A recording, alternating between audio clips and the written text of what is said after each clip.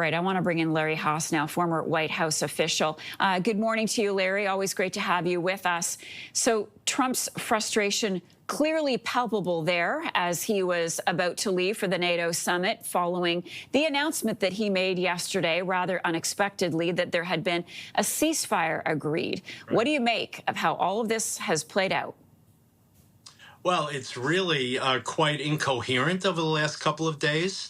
I mean, after all, the United States launched attacks against three of Iran's key nuclear sites, and that was basically coming on top of Israel's efforts to destroy Iran's nuclear capacity. So here you had Israel's most important and powerful ally coming to its defense and working in tandem with it.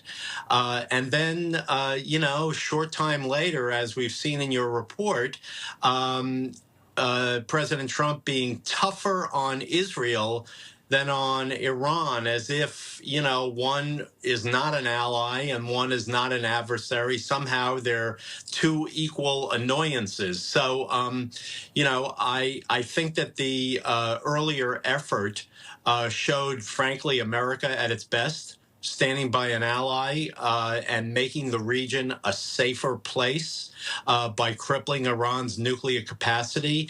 And yet now President Trump is sending really much different signals.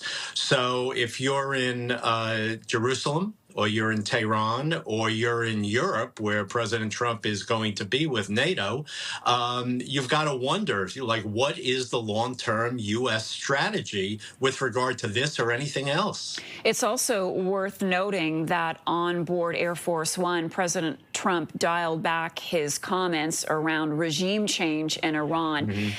Is his credibility on the line here? Has he lost some face as he arrives in NATO after brokering this deal? Well, I don't know if it's a face-saving thing, but he certainly is, raising questions about, his credibility or consistency with regard to the U.S. position. I am very happy that he dialed back talk about regime change, because this really should be about weakening Iran's ability to continue to destabilize the region. And Israel, with us behind the scenes, has done so much over the course of the last 2 years, from decapitating Hezbollah to destroying Hamas to getting lucky with Iran being weakened that, Assad got toppled in Syria. So Iran is in a much weaker spot, largely due to Israeli efforts. But we should keep the U.S.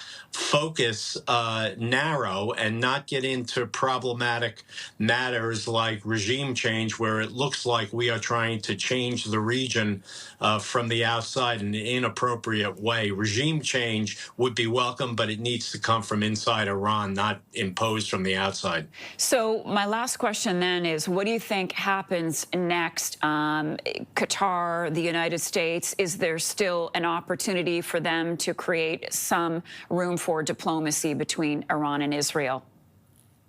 Oh, there's no question that there's always room for diplomacy. But one thing that people should keep in mind is that, hostility to Israel, hostility to America, hostility to the Sunni Arab governments, hostility to the West in general is really built into the DNA of this, revolutionary regime in Iran that's been in place since 1979.